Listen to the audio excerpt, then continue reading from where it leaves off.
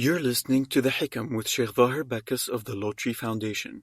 In this podcast, Shaykh Zahir explains the aphorisms from Ibn Ata'illah's famous book of wisdoms, Al-Hikam Al-Ata'iyah, a classical manual of spiritual development. Visit seekershub.org for online courses, our reliable answer service, and engaging media. Yourself, if your heart is pure, what is on your tongue? Is dunya on your tongue? Do you talk about what is on your tongue? Look at what is on your tongue to tell what is in the heart. Is Allah on your tongue? Is the Prophet ﷺ on your tongue? Is speaking well on your tongue? Is silence on your tongue? Or is talking about dunya on your tongue? Is talking about women on your tongue? Is talking about others on your tongue? Is putting down others on your tongue? Is khamir al-ghiba, is talking about others behind their back on your tongue? Is scoffing at others on your tongue? Is making fun of others on your tongue? And all these things. Then you know what is in your heart. The dalil of what is in your heart. It's a proof of what is the heart. Your heart. What is in your heart. So what does he say? Shaykh ibn Ata'illah, he says, أنار الظواهر بأنوار آثاره وأنار السرائر بأنوار أوصافه. He says he has illumined, or he has aflamed, made bright outward appearances with the lights of his athar, with the light of his created vestiges, or with the outward creation. He has illumined outward appearances with the lights and anwar of atharihi, of his traces, of the created traces that you can see. And he has illumined the hearts with the lights of his attributes. And he's illumined the hearts, the inward, with the lights of his attributes. And then he says, أفلت الأنوار الظاهرة ولم تأفل الأنوار السرية. And then he says that this is why the lights of the created vestiges, the lights of the athar, the lights of the traces, the created traces, the outwardness, set at night. The lights of the created vestige, the outward, they set at light. But the lights of the hearts and the innermost soul never set. The light of the heart and the innermost soul, it never sets. The light of the heart never set. Once it's there, it's there. The outward lights will set. Just like the sun sets and nightfall comes. This is the sun, a created manifestation of Allah subhanahu wa ta'ala, the created thing of Allah subhanahu wa ta'ala, the created thing. Just like that. And it has been said, he says, the daytime sun goes down at night, but the sun of the believer's heart, of the true believer's heart, the daytime sun goes down at night, but the sun of the person who knows Allah, of the true believer, of their heart never goes down. The sun of the light in the heart of the believer, the true believer, it never goes down. They're always conscious of Allah subhanahu wa ta'ala. They're conscious of what comes off of their tongue. They're conscious of what comes off of their limbs. They're conscious of what they do and what they don't do. They're conscious of every moment that they are awake. They're conscious of it. And the Prophet, alayhi salatu wassalam, he says what? And Ata'in and Nabi sallallahu alayhi wa sallam, the Prophet alayhi salatu wassalam, He says, Ata radiallahu anhu narrates from the Prophet ﷺ that he says, Innal ma'ashir al-anbiya tanamu a'yunina wa la tanamu qulubana. The Prophet ﷺ, he says that verily we amongst the prophets, our eyes will sleep.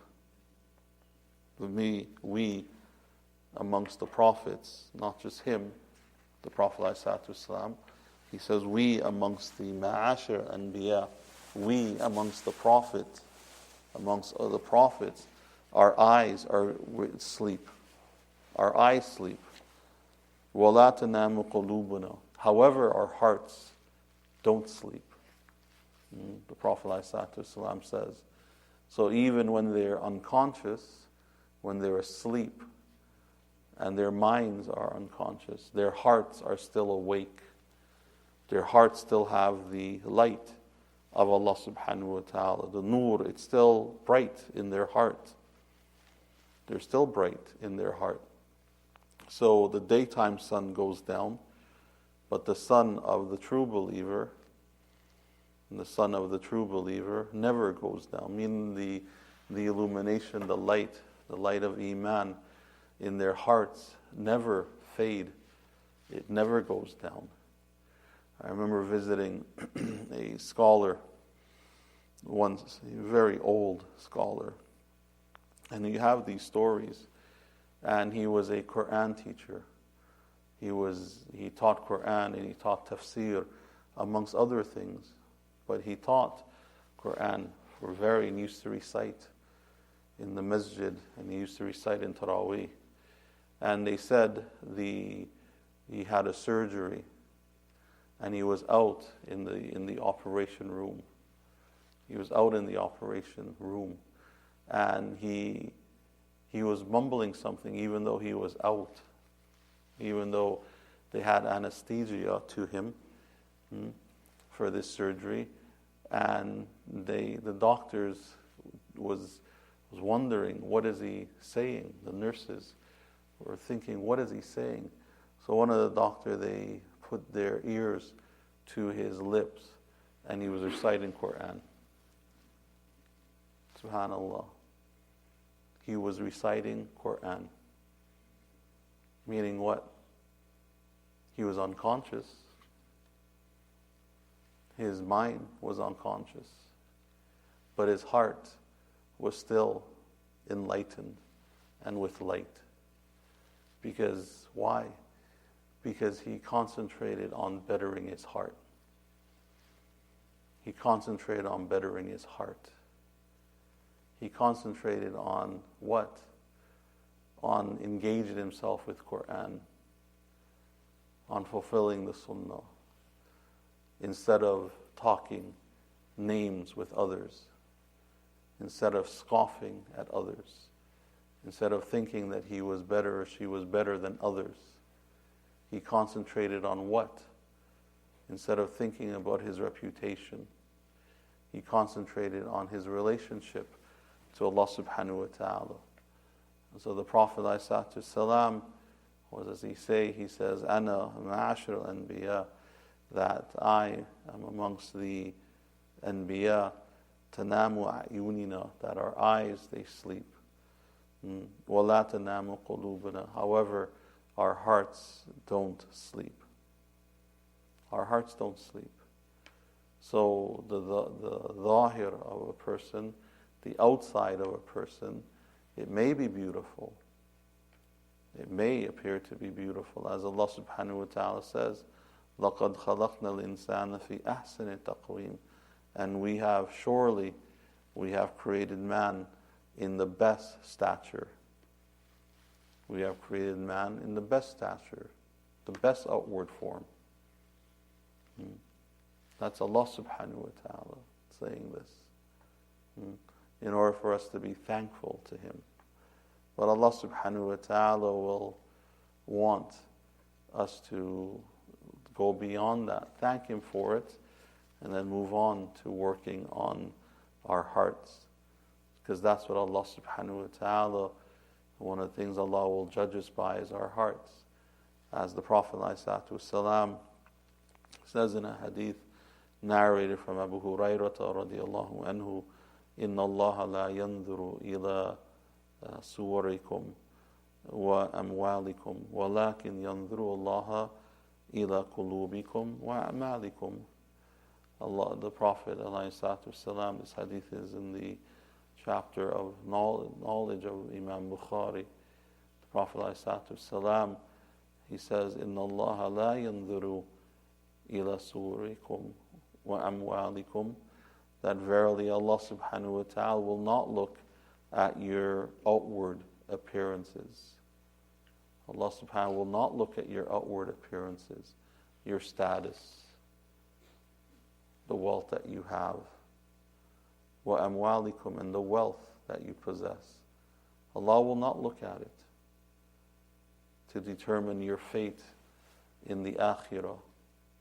However, وَلَكِنْ يَنْظُرُ إِلَى قُلُوبِكُمْ, however, He's going to look at your heart.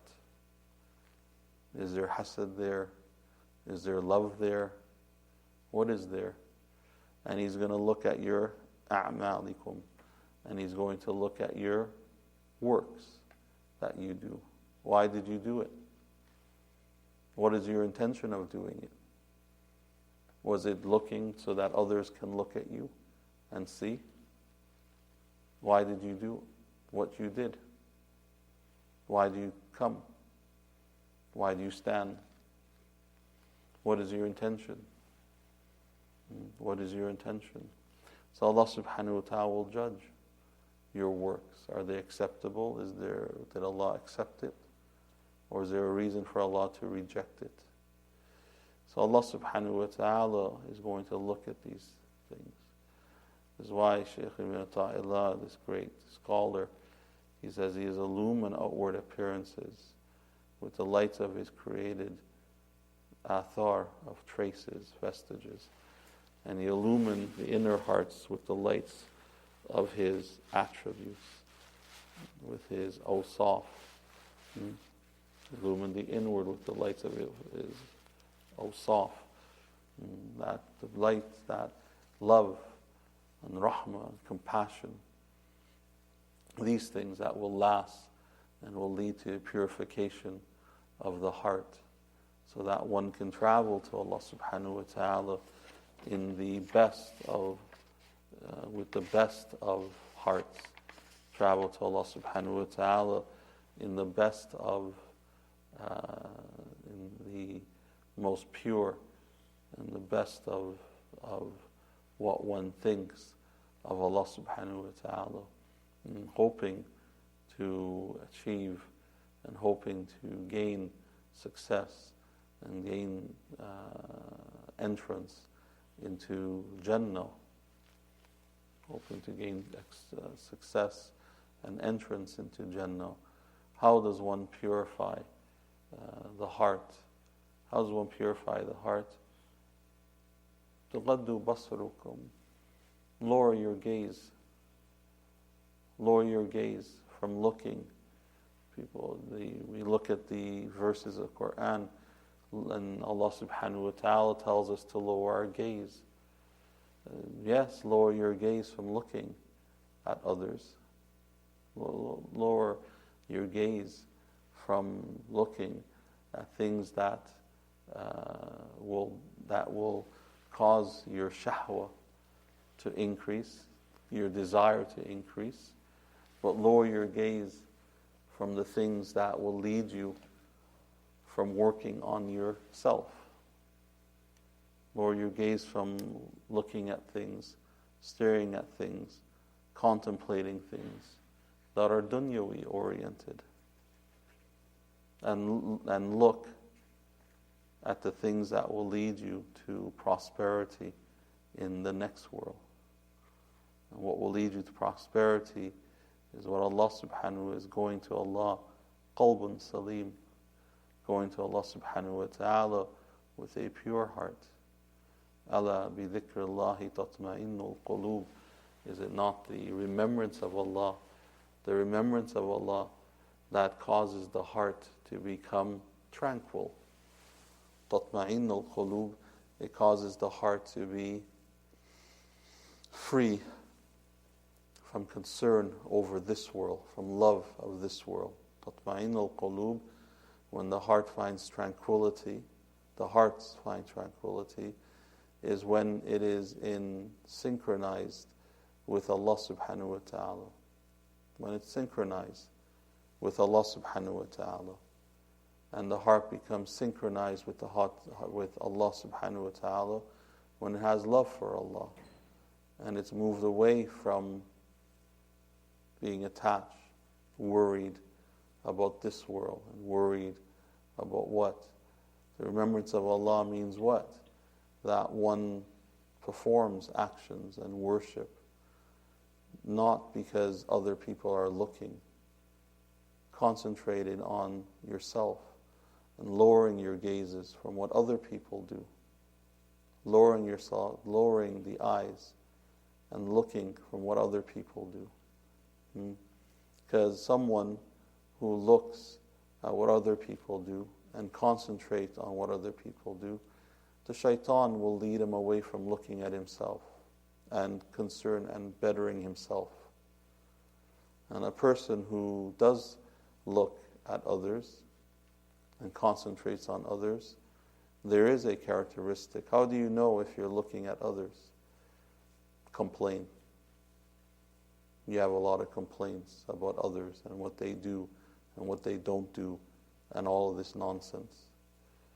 A person who is looking at himself wants qalbun salim, and their hearts to be in a tranquil state. Tranquility is the one who is remembering Allah and not remembering his khalq, is remembering Allah. Ala bi dhikrillahi tatma'innul qulub. Is it not the dhikr, the remembrance of Allah, that bring the heart to tranquility? Allah subhanahu wa ta'ala says, He does not say, Ala bi dhikril khalq tatma'innul qulub. Allah subhanahu wa ta'ala does not say, is it not by the dhikr, the remembrance of people, the concentration on people, and what they do and what they don't do, and what they say and what they don't say, and how they practice and how they don't, that brings the heart to tranquility? It is a remembrance of Allah subhanahu wa ta'ala, meaning that one has lowered the gaze from looking at others. And this is what we find in our time. People are more concentrated on other people than they are upon themselves, and talking about other people than talking about their Lord. That's what they're concentrated on. And bettering themselves, and looking better, because they compare themselves to others. This is all a folly. All of it. It's just foolishness. And they will be surprised, or they may be surprised on the Day of Judgment when they stand before Allah subhanahu wa ta'ala. This world is about humility. It is about being humbled. That's what this world is. It's about becoming humbled. And humility and humbleness means that the eyes are lowered. All of it has to do with that. Lower your gazes. Take the command as it is. So may Allah subhanahu wa ta'ala help us in it, forgive us, and have mercy upon us. Make us believers who are true believers, who take the command of Allah subhanahu wa ta'ala and exalt it in our own lives, and not use it as hujjah against others, or else it will be used as hujjah against us. May Allah subhanahu wa ta'ala make us from the believers who practice and who love Allah subhanahu wa ta'ala, and whose practice is pure, and whose practice is for His sake, and make us believers who work towards the love of Allah subhanahu wa ta'ala, and make us believers who enlight and who are illumined in our hearts, and who do not see the vestiges, the athar, and get distracted from the goal, which is Allah subhanahu wa ta'ala and success in the akhirah. May Allah subhanahu wa ta'ala help us, forgive us, have mercy upon us, forgive our elders, our parents, give them good health and long life. May Allah subhanahu wa ta'ala preserve us on this path. May Allah subhanahu wa ta'ala increase us in closeness to Him. May Allah subhanahu wa ta'ala make our hearts pure with His remembrance. May Allah subhanahu wa ta'ala protect us, provide for us, protect our children, keep on the straight path, make their footing firm in His deen. May Allah subhanahu wa ta'ala help all those who are in need of help and of His assistance. May Allah subhanahu wa ta'ala help them, guide them, forgive them, secure them, feed them, clothe them. May Allah subhanahu wa ta'ala make our homes amongst the homes of the believers, and make our last words our very best words. Subhanakallah hamdik, shadu an la ilaha illa anta, astaghfiruka wa atubu ilayk, wa sallallahu ala sayyidina Muhammadin wa ala alihi wa sahbihi. Ameen. Thank you for listening to The Hikam with Shaykh Zahir Bacchus. Help Seekers Hub spread the light of guidance to millions around the world by supporting us through monthly donations by going to seekershub.org/donate.